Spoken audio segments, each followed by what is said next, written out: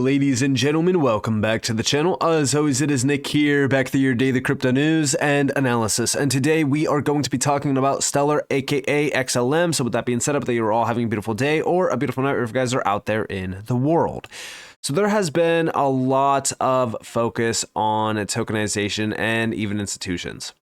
Back in March, there was a great post made by Monica Long, the president of Ripple. And we have 2024 is quickly shaping up to be the year of crypto institutionalization on a macro scale, though worth noting that several TradFi companies launched crypto access tokenization products, etc. in previous bear markets. Now, one thing to take from this, right, is the fact that institutions are here. They're building, they're tapped in on specific networks. Stellar is one of them. We know Ripple is hiring around institutional DeFi initiatives. I don't know if Stellar has a full focus on institutional DeFi initiatives, but they are tapped in with some very large players like WisdomTree and even Franklin Templeton. But I do think that everyone should take notice of what's happening here because, you know, beyond just institutionalization itself, there's specific foundations and infrastructure being laid out for the red carpet to bring in institutions, right? Like the floodgates are open. We're just waiting for the flood to show up. And so far, BlackRock, Franklin Templeton, WisdomTree, and a few others are here. But that's just the starting point. Like that's just the beginning. Over here, and this is just recently, this is April 24th, from Fireblocks. They expanded DeFi security capabilities to protect institutions from ever-evolving threats. Now, what does this tell you? Well, this tells you that they are preparing the infrastructure. They are getting ready to bring in the big players. And remember, I've always told you guys about Fireblocks. This is an absolute giant company. We have here, enable every business to easily and securely support digital assets and cryptocurrencies. And you can see their full breakdown here. But ultimately, right, let's fast forward to where we are at right now in today's world, because they have grown tremendously over just the last couple of years, specifically going all the way back to like 2020 to now. I mean, this company has become a giant around institutions and even around institutional adoption. And if we look at a few of the names behind them, it is very interesting. But remember, Fireblocks is working with Ripple. They're working with Stellar. They're working with a lot of big players from the space. It's funny that Jay Clayton is on here in terms of regulatory advisor. Isn't that funny? But look at their investors, right? Stacked investor breakdown from some very large players out there. Now, there was a lot of concerns around like SVB being an investor because of the bank collapse back in 2023. But we could tell that Fireblocks has set up a very strong background behind them to actually avoid any, sort of hiccup from SVB. But you have some very large players tapped in, and they have offices around the world. Like I said, this is a very, very large company that has a lot of deep connections. You can even see some of their customers. You have banks, FMIs. And if you go to some of these lists, right, like this is the breakdown of their clients in terms of banks and FMIs.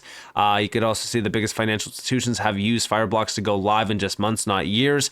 And remember the names tapped in with Fireblocks, but they are creating the foundation for these big names to actually tap in to specific things like, for example, tokenization. You have treasury management here, payments, stuff like that. And if you go to tokenization, you can see how the actual platform looks and works. And down here, you can see a single platform to secure and manage every token operation, enterprise-grade wallet security, and also key management infrastructure. Like this is the infrastructure layer for institutions. And Franklin Templeton and WisdomTree are both two players tapped in on this. And remember who they are working with. It's so funny that a lot of people are just avoiding how big of an opportunity this actually is when you look at the infrastructure and the bricks being laid out to make sure that this is fully built out for institutions to flood in. It started with the big players, but now we're starting to see the small players join in as well. And remember the DTCC, right? With WisdomTree as well, they're fully tapped in. And this is like a massive giant out there settling $2.5 quadrillion worth of securities per year. And we know that Stellar with WisdomTree, well, they're fully tapped and they're all in. Incredible news. The Wisdom Tree Prime platform offers customers access to blockchain-enabled digital funds and tokenized real-world assets like gold, all issued on the Stellar network. Congratulations to the Wisdom Tree Prime team. And this was back in March, just recently. People are just overlooking how big of a move it is to be focused on Stellar, having some XLM, because this is a big player in the scope of tokenization, institutions, and just overall adoption from institutions as well. Because we know that Stellar with Franklin Templeton continues to not only grow tremendously, but also improve. We have here the Chief Business Officer of the Stellar Development Foundation says enabling peer-to-peer transfers puts Franklin Templeton at the forefront of the financial sector, promoting openness, transparency, and accessibility. And remember that this is with that 380 million tokenized treasury fund, which we will talk about. And over here, we have Franklin Templeton upgrades 380 million tokenized treasury fund to enable peer-to-peer transfers. The new feature helps to expand the utility of the Franklin on-chain U.S. government money funds Benji token and make it more interconnected with the digital asset ecosystem. Down here, we have asset manager Franklin Templeton said Thursday that it has enabled peer-to-peer token transfers for its $380 million tokenized money market fund, a key step to make the offering more interconnected to the broader digital asset economy, similar to rivals. So this is very interesting. Now, they do mention that it's available on Stellar and Matic, but the interesting thing about this is that majority of it is actually on Stellar, which I will go over. But we have allowing fund shares to be transferred peer-to-peer puts Franklin Templeton on the cutting edge of the financial sector, where tokenized real-world assets are an industry staple and more open, transparent, and accessible. The development is important because transferability allows to expand the token's utility in the future, such as trading on secondary markets or using it as collateral for the loans in the decentralized finance platforms. Eventually, we hope for assets built on blockchain rails to work seamlessly with the rest of the digital asset ecosystem. Tokenized U.S. treasuries are at the forefront of the race to bring traditional financial assets, such as bonds, to blockchain rails, also known as tokenization of real-world assets. The market for tokenized treasuries have mushroomed to $1.2 billion, growing tenfold since early 2023, as digital asset investors have been seeking safe yields for their blockchain-based cash holdings. And when we actually look at this, right, this is massive for Stellar, because over here, in terms of the rwa.xyz website, we have tokenized treasuries. Here you have the Franklin on-chain U.S. government money fund, and let me zoom in so that you guys can see it.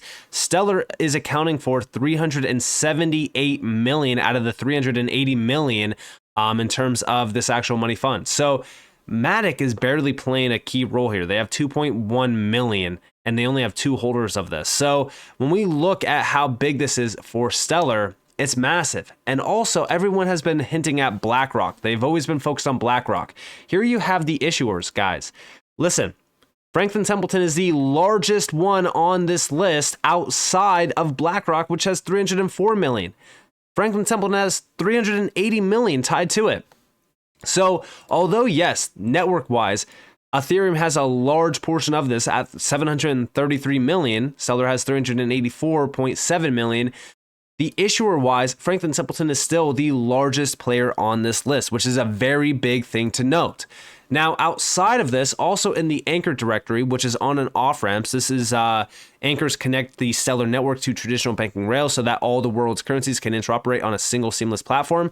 If you look down here, you can see that Franklin Templeton's Benji token is listed on here in terms of an on and off ramp, which is a big deal. But this list goes on and on and on, and it just shows you how substantial the Stellar network actually is in terms of on and off ramps and those rails. But even over here, this upgrade in terms of that enabling peer-to-peer transfers, it's big because this is not only going to provide volume and value moving over the Stellar network, because majority of this is tokenized on the Stellar network, but it also provides an on and off ramp to and from these tokenized assets. This is basically creating a market around tokenized assets, which is a very, very big deal. So very exciting stuff. Now, outside of this, Franklin Templeton recently posted 2 things on their digital assets account, which is FTI_DA. Digital assets technology at Franklin Templeton is at the forefront of blockchain technology, making financial services more secure and efficient through tokenization. Then they followed this up with the potential of bridging asset classes across chains is super exciting. It will be interesting to see how this technology evolves and how it can improve interoperability and scalability. And remember, right, like this is a player that is fully tapped in with Stellar on a lot of these major initiatives. And remember, right, back in just like 11 days ago, actually, so back in like the middle of this month, TradFi finance firms favor public blockchains. This is ex-Grayscale executive is saying, right? What's very significant about this is that you have these private chains like that Onyx by JP Morgan, which is built out on Ethereum, private Ethereum blockchain. It seems as though these private blockchains are no longer the go-to. And this is because as we look at tokenization, like we're seeing tokenization happening on public chains like Ethereum and Stellar and even Polygon. This is only going to continue to grow and grow and grow. And it just shows you that when everyone was sitting there talking about, oh yeah, institutions are here, but it's all going to be on private blockchain technology. Like even the DTCC, they are more so looking at private blockchain technology. I don't think that that's going to be successful. It needs to be open. Everything needs to be able to be interconnected. So as we really focus on this, who has connections back to the DTCC with Wisdom Tree and a few of these players? Well, we know that Stellar does Ripple, right? Ripple does have some connections, but not as substantial as Stellar. This is why I focus on what Stellar is becoming. This is why I focus on what Stellar is doing. Even Fireblocks technically has exposure with Stellar because of who they are working with, like Franklin Templeton and even Wisdom Tree. Now, Fireblocks is not like a competitor. They are an infrastructure first player. They're like Medico, if you will, and for what Medico is doing. But these players like Medico and Fireblocks and what they're allowing in terms of institutions to do is bringing them in to tap into these public chains and, you know, expand DeFi opportunities. That's why we have a lot of DeFi initiatives coming from like Ripple to bring in institutions around DeFi. It's also why now, as we look at this space today, there is a lot more focus on what these giants are going to do with these specific players. But tokenization is the biggest thing that I've been focused on because tokenization right now is very small. In terms of these tokenized treasuries, guys, we're talking about almost $2 billion. This is just this is just the tip of the iceberg. There's going to be so much more money flowing in terms of tokenization that it's going to not only overshadow anyone's prediction, it's also going to just show you how massive crypto will also be. Like right now, as we really look at a few of the numbers being thrown out there, we're hearing 400 trillion, 800 trillion, quadrillions of dollars. Guys, no prediction is going to be accurate. It's not going to be right. Like we can't even predict this because just look at one of these names like the DTCC that are selling $2.5 quadrillion per year. Like that is a very substantial amount of money. And they want to tap in to digital assets, tokenization. They want to tokenize securities because the securities transactions on chain and on a blockchain, guess what?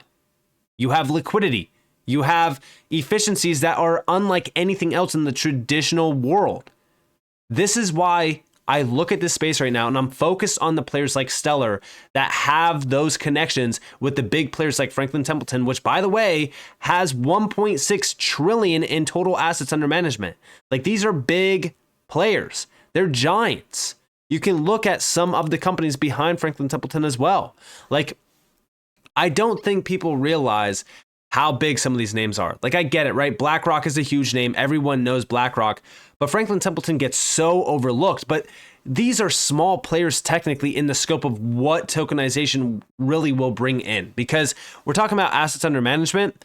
Guys, think about how much money is out there outside of these companies. Global real estate is a $300 trillion plus asset class.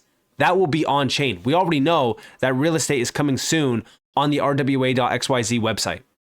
And once that really starts to heat up, there's no slowing tokenization down. So with that being said, if you guys enjoyed this video, if you guys did, definitely leave a like, subscribe to notifications on because more free content. You guys are more than welcome to follow me on Twitter and join the free Discord in the description below. And with that being said, guys, it's been Nick. Thanks for watching. Peace out.